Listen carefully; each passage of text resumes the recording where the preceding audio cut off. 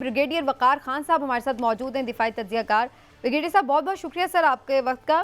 Sir, ये rightly मैंने इसको मेंशन किया है कि स्पेशली जब कुछ इलेक्शंस पास आस होते हैं तो ख़ास तौर पर हम ये देखते हैं कि एक एंटी पाकिस्तान या इस टाइप का एक नैरेटिव जो है वो इंडिया की तरफ से हमें नज़र आता है।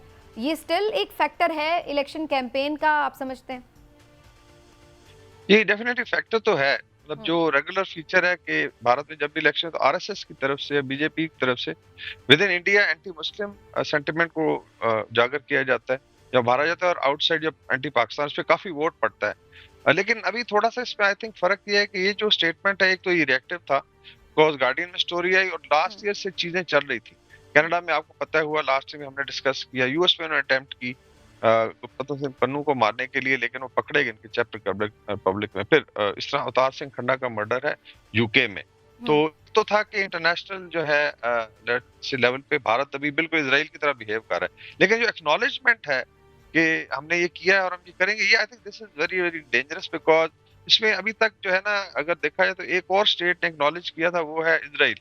2 महीने पहले आई थिंक उनके इंटेलिजेंस चीफ का स्टेटमेंट था कि हम हमास को प्रोसिक्यूट करेंगे और हम जाके मारेंगे मिडिल ईस्ट में उनके लीडरों को।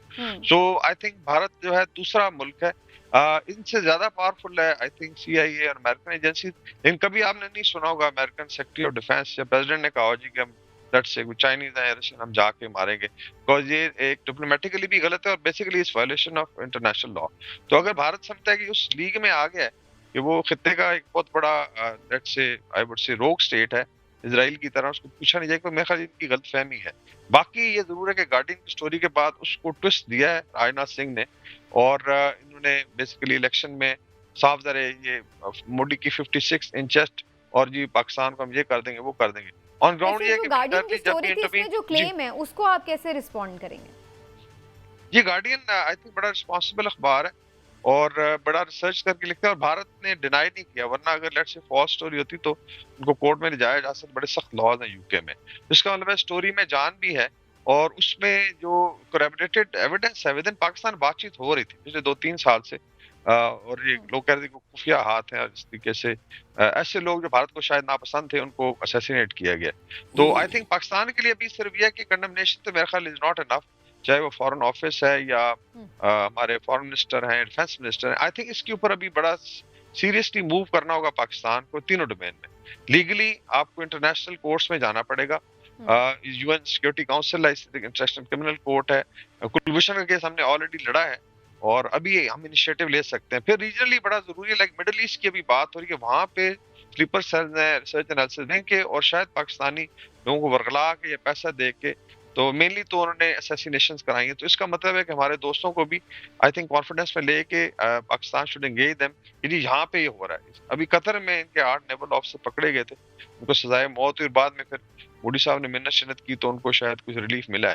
तो इसका मतलब है कि दिन दिहाड़े 3 मिनिस्ट्रियां तो नजर आ गई हैं। मोदी साहब का अपना ऑफिस, जी दोवल का डिफेंस मिनिस्ट्री और मिनिस्ट्री ऑफ एक्सटर्नल अफेयर्स, तो उनकी एम्बेसी इन्वॉल्व है। ये बड़ी आई थिंक सीरियस चीज है। पाकिस्तान पहले तो बड़ा वावेला करता, लेकिन अभी प्रूफ सामने आ गए। तो इस चीज को बड़ा गुस्से मारी, मेरे ख्याल में it's a very very negative thing that Rajnath Singh has done, क्योंकि पब्लिकली आप कभी एक्नॉलेज नहीं करते। तो एक वीक विकेट है जिसको एक्सप्लॉइट करना चाहिए पाकिस्तान। अच्छा, ये थोड़ी सी आपकी मौजूदगी का फ़ायदा उठाते हुए इस पे भी मैं ज़रूर बात करूँगी। जो गाज़ा की सूरत हाल है, इसमें अभी हम लेटेस्ट देख रहे हैं, ख़ुद जो इसराइल के वज़ीर आज़म हैं नेतन्याहू का इस्तीफ़ा मांग रहे हैं, उनके अपने लोग मांग रहे हैं। और दूसरी तरफ हम देख रहे हैं कि पाकिस्तान ने जो करारदाद अक़वाम मुत्तहिदा में पेश की कि जो असलहे की फ़रोख्त और फ़राहमी है उस पर पाबंदी आयद की जाए इसराइल को। तो ये आपको क्या लग रहा है इस सारी डेवलपमेंट में, क्या आपको लग रहा है कि इसराइल के ऊपर कोई प्रेशर बढ़ रहा है, या इसको जिन ममालिक की सपोर्ट पहले थी वो उसी तरह से है इंटरनली? कुछ हमने देखा यूएई ने भी उनसे अपने किए हैं सिफारती ताल्लुकात ख़त्म वगैरह, तो इससे कोई उनके ऊपर अब प्रेशर पड़ता हुआ नज़र आ रहा है आपको? ये प्रेशर तो बड़ा है। आई थिंक अगर आप देखें, लाइक साउथ अफ्रीका उनको ले गया इंटरनेशनल क्रिमिनल कोर्ट में जेनोसाइड के चार्ज, जो कभी नहीं हुआ। उसके अलावा जितने इनके फ्रेंड्स थे, आफ्टर ऑल आपने खुद देखा है लाइव, हमने पिछले 3-4 महीने में बातचीत हुई है और लाइव टेलीकास्ट हुई, जेनोसाइड हो रही है। और इस वक्त जो ऑर्डिनेंस डिलीवर हुआ 2 हिरोशिमा बॉम्ब से ज्यादा, यानी ऑर्डिनेंस फेंका, अगर आप कैलकुलेट करें टनेज में। और गजा का आपको पता है तबाह बर्बाद हो गया, बच्चों की जो हालत है, स्टारवेशन है। तो मेरे ख्याल कोई भी आई थिंक हो, अभी लाइक इलेक्शन आ रहे हैं, जो बाइडन का भी है, उसके अंदर उसकी जो लेफ्ट की लिबरल या मुस्लिम वोट बैंक है, वो उसको इम्पैक्ट करेगा। सो इसमें इसी तरीके से जो पीपल ऑफ कॉन्शियस, इवन जो जूस हैं, जो जायनिस्ट नहीं है, उन लोगों ने बड़े बड़े टेस्ट किए हैं। So Israel I think first time इतना ज्यादा प्रेशर बना, परसेप्शन डोमेन में तो लड़ाई हारा है। बाकी ये जरूर है उसकी मिलिट्री माइट है, उसको सपोर्ट है वेस्ट की, उस तरीके से उसको नहीं रोका गया।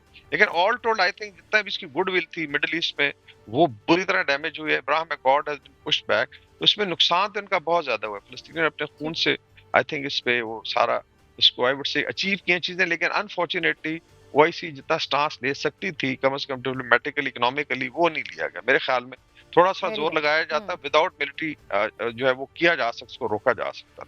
ठीक हो गया, बहुत बहुत शुक्रिया आपका ब्रिगेडियर वकार साहब, आपने प्रोग्राम में हमें ज्वाइन किया। Thank you so much for your precious time. साहब आपसे ज़रूर लास्टली मैं इसके ऊपर कमेंट लूँगी, जो इस वक्त इंडिया के वज़ीर दिफा की स्टेटमेंट आई, उस पर पाकिस्तान का रिस्पांस आप समझते हैं कि इनफ है या कुछ और आप एक्सपेक्ट करते हैं? नहीं, मेरे ख्याल में ये एक्शंस जो हैं वो होने चाहिए, वो ज़्यादा ज़रूरी हैं। सिर्फ वर्डली जो है, और वो भी जो है ये रवायती बड़कबाजी जो है, ये कोई इसका बात नहीं है। 20 बंदे जो हैं वो उन्होंने कहा है कि हमने अंदर मारे हैं, और ये तो एक क्रिमिनल एक्टिविटी है, इंटरनेशनल लॉज की डेफिनेटली ख़िलाफ़ वर्जी है, पाकिस्तान की सॉवरेनिटी में इंटरफेरेंस है, और वो भी एक जो रवायती हमारा दुश्मन है उसकी तरफ से। तो इसको जो है सिर्फ अल्फाज में तो नहीं जो है वो काफ़ी समझता हूँ मैं कि इसके ऊपर जो है फौरी तौर के ऊपर एक्शन लेने की ज़रूरत है, और गवर्नमेंट की तरफ से बड़ा गैर संजीदा जो है वो एक इसका रिस्पांस है।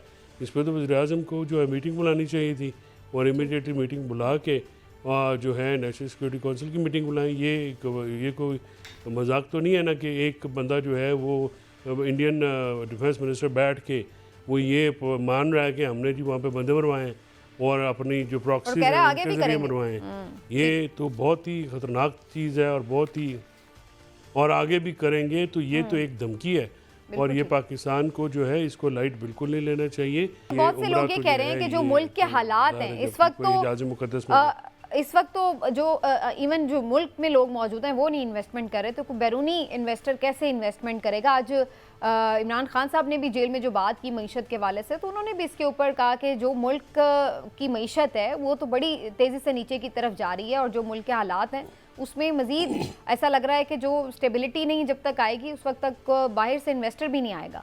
आज वैसे जो इमरान खान साहब ने गुफ्तगू की है, बड़ी एग्रेसिव गुफ्तगू की है, और बहुत इस पर बात भी हो रही है, क्योंकि कुछ दिन पहले तक ये खबरें चल रही थी कि शायद कोई बर्फ़ पिघल रही है।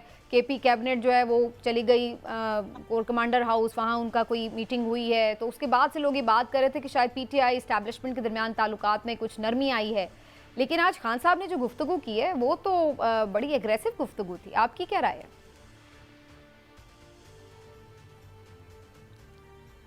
अपना जो खान साहब की जो गुफ्तगू है उस बिलाशुबा उसमें एग्रेशन आज ज़्यादा है, या आप कहें कि ये उन्होंने रीइटरेट किया, अदा किया है जो पुरानी उनकी गुफ्तगू है, और जो टोन और टेनर है वो उनका वही है।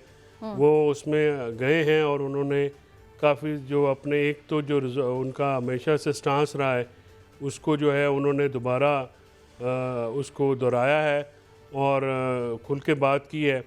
और इस बातचीत का अब असर मज़ीद क्या होगा ये भी देखने वाली बात है, क्योंकि ये भी एक कहा जा रहा है और इंदिया दिया जा रहा है कि ईद के बाद जो है ये मामलात स्टार्ट किए जाएंगे, जो तहरीक इंसाफ के ऊपर मज़ीद सख्ती या जो मामलात है अब उसकी सख्ती कितनी हो सकती है, उसका मैशत पे क्या असर पड़ेगा, या एक नेक्स्ट राउंड जो शुरू होने जा रहा है तो शायद ये उसका पेशखामा भी हो। लेकिन आज जो बातें उन्होंने की वो काफ़ी खुल के की हैं, जिससे कम से कम एक तासर जो है जो कि डील का तासर जो दिया जा रहा था वो ज़ायल हो गया। और जो केपी में कोर कमांडर हाउस में मीटिंग हुई है उसमें कल जो केपी के स्पोक्स पर्सन हैं मोहम्मद अली सैफ साहब, उन्होंने ये कहा है कि वो सिक्योरिटी ब्रीफिंग जो है उसके लिए वो गए थे, और ज़ाहिर है दिफाई इदारे जो हैं वो सिक्योरिटी के अमूर के ऊपर भी तो सूबाई या वफाकी हुकूमतों के साथ तो मिलकर एक वर्किंग काम रिलेशनशिप उन्हें करते रखना हैं। पड़ेगा उनसे, तो ठीक है। उन अमूर के ऊपर उनको ब्रीफिंग भी दी गई है